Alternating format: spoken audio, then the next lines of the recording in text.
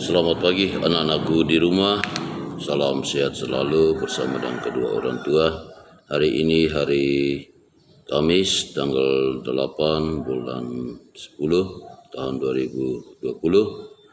Kembali lagi kita akan belajar bersama, yaitu mata pelajaran IPS, yaitu pada buku pena halaman 11 dan halaman 16.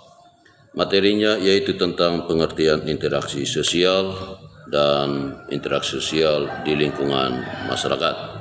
Nah, anak-anakku, menyangkut pembelajaran interaksi sosial ini juga kita telah membahas pada pembelajaran sebelumnya, terutama di tema 3. Nah, anak-anakku, pertama-tama adalah kita mendefinisikan pengertian daripada interaksi adalah bentuk hubungan timbal balik antara individu dan individu, individu dan kelompok, serta kelompok dan kelompok. Nah, anak-anakku, dalam kehidupan sehari-hari kita sebagai makhluk manusia ciptaan Tuhan pasti melakukan berinteraksi dengan lingkungan alam, sosial, budaya, dan ekonomi. Contoh interaksi manusia dengan lingkungan alam antara lain manusia membutuhkan udara untuk bernapas, air untuk minum, tanah untuk berpijak, menanam, dan membangun tempat tinggal. Oleh karena itu, anak-anakku, ketergantungan kita manusia sangat besar terhadap lingkungan. Maka lingkungan, baik langsung maupun tidak langsung, mempengaruhi perkembangan kehidupan manusia. Nah, anak-anakku, komponen lingkungan tempat tinggal kita manusia dibedakan menjadi lingkungan di mana ada biotik, abiotik, sosial, dan budaya. Lingkungan biotik adalah lingkungan hidup yang terdiri atas sesuatu yang bernyawa seperti manusia, tumbuhan, hewan, dan jasad renik. Sementara lingkungan abiotik adalah segala sesuatu yang tidak bernyawa seperti tanah, batuan, dan udara. Nah, pada awalnya interaksi manusia dengan alam bersifat alami, yakni hanya mengambil dan menggunakan apa yang sudah alam sediakan. Namun seiring dengan bertambahnya jumlah kepadatan penduduk, yaitu kita manusia, melakukan upaya untuk mengubah alam agar dapat memenuhi kebutuhannya yang terus bertambah. Perubahan interaksi ini menghasilkan pola kehidupan masyarakat, baik yang tradisional maupun masyarakat modern. Pada masyarakat tradisional, alamiah yang cenderung mempengaruhi kehidupan manusia. Hal ini dapat dilihat dari para petani tradisional yang masih menggunakan sistem sawah tada hujan. Namun pada masyarakat modern sekarang, manusialah yang justru mempengaruhi alam. Hal ini dapat kita lihat dari dibangunnya bendungan untuk dapat mengairi sawah pada musim kemarau. Berikut ini Pak Guru akan menyajikan dan kita akan mempelajari bersama, yakni bentuk-bentuk interaksi sosial. Nah, anak-anakku, bentuk-bentuk interaksi sosial itu dalam lingkungan terdiri atas dua komponen, yaitu lingkungan biotik dan abiotik. Yang seperti penjelasan tadi, bahwa lingkungan biotik yaitu lingkungan hidup yang terdiri atas sesuatu yang bernyawa, sedangkan lingkungan abiotik adalah segala sesuatu yang tidak bernyawa. Nah, anak-anakku, selain berinteraksi dengan lingkungan abiotik, manusia juga berinteraksi dengan lingkungan biotiknya, yakni dengan sesama manusia, interaksi dengan sesama manusia, dan dapat terjadi antara individu dan individu, individu dan kelompok, serta kelompok dan kelompok. Interaksi ini dinamakan interaksi sosial. Jadi anak-anakku, diingatkan lagi bahwa bentuk-bentuk interaksi itu ada 3, yaitu interaksi antara individu dan individu, individu dengan kelompok, serta kelompok dengan kelompok. Nanti ada contoh dari masing-masing setiap interaksi tersebut.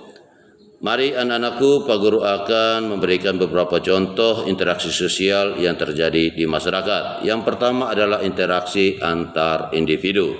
Contohnya seorang pasien konsultasi dengan dokter. Seperti kita lihat pada halaman 11 itu bahwa ada di antara itu adalah 2 orang, contoh dokter mengobati pasien yang berobat. Jadi mereka saling berkonsultasi. Contoh yang kedua adalah seorang pembeli sedang tawar-menawar dengan penjual. Dan itu juga pasti kita pernah lihat, alami dalam kehidupan kita setiap hari. Yang ketiga contohnya adalah seseorang memberi uang kepada seseorang pengamen. Itu kan secara langsung kita memberikan karena kita merasa kepedulian terhadap orang lain. Contoh yang kedua adalah interaksi antar individu dan kelompok. Kita lihat dalam gambar itu adalah interaksi antara seseorang dengan kelompok. Contohnya siswa membaca puisi di depan teman-temannya. Contoh yang lain juga bahwa seorang guru yang sedang mengajar di dalam kelas, berarti 1 orang dengan banyak orang. Contoh yang kedua adalah seorang presiden berpidato di depan masyarakat, berarti menghimpun untuk semua masyarakat yang ada di Indonesia ini. Contoh yang ketiga adalah seseorang polisi mengatur para pengguna jalan raya. Ya, itulah yang contoh yang kedua yang menyangkut interaksi antara individu dan kelompok. Yang ketiga yaitu interaksi antar kelompok. Contoh yang pertama seperti yang di buku itu adalah lomba tarik tambang antara 2 tim. Itu yang biasa kita lakukan juga. Itu contoh yang kedua. Selain itu adalah interaksi antar tim dalam pertandingan sepak bola terdiri atas 2 kesebelasan. Yang contoh yang ketiga adalah gotong royong. Contoh yang ketiga adalah gotong royong antar warga kampung. Mungkin mereka membersihkan jalan atau kerja bakti. Contoh yang ketiga adalah diskusi antar anggota PMR dan anggota pramuka. Jadi itulah bentuk-bentuk dari interaksi sosial yang memiliki contohnya masing-masing. Nah, anak-anakku, Pak Guru ingatkan lagi bahwa dalam kehidupan kita setiap hari pasti kita sebagai makhluk ciptaan Tuhan pasti berinteraksi dengan orang lain.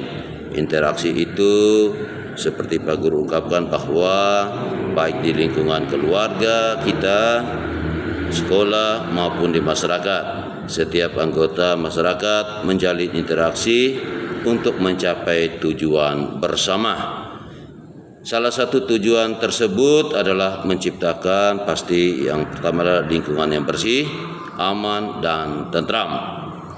Sehingga pasti interaksi sosial itu memiliki contoh berbagai macam di lingkungan masyarakat sebagai upaya untuk menciptakan lingkungan yang bersih, aman dan tentram. Berikut ini contoh-contohnya, yaitu pasti yang pertama adalah melaksanakan kerja bakti secara rutin. Yang kedua adalah mengadakan rutan malam atau siskambling. Yang ketiga adalah menyelesaikan masalah di lingkungan melalui musyawarah. Yang keempat adalah menghormati dan menghargai sesama. Yang kelima adalah tidak mengganggu orang lain yang sedang beribadah. Yang keenam adalah menjunjung tinggi rasa toleransi antar umat beragama.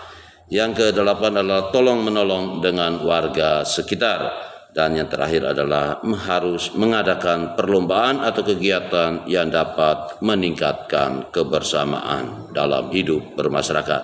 Nah, anak-anakku, itulah yang sedikit Pak Guru bisa sampaikan pada pembelajaran kita Mapel IPS yang menyangkut interaksi sosial dalam lingkungan masyarakat kita berada. Sebagai tugas anakku bisa untuk mengerjakan di buku panduan, buku pena, halaman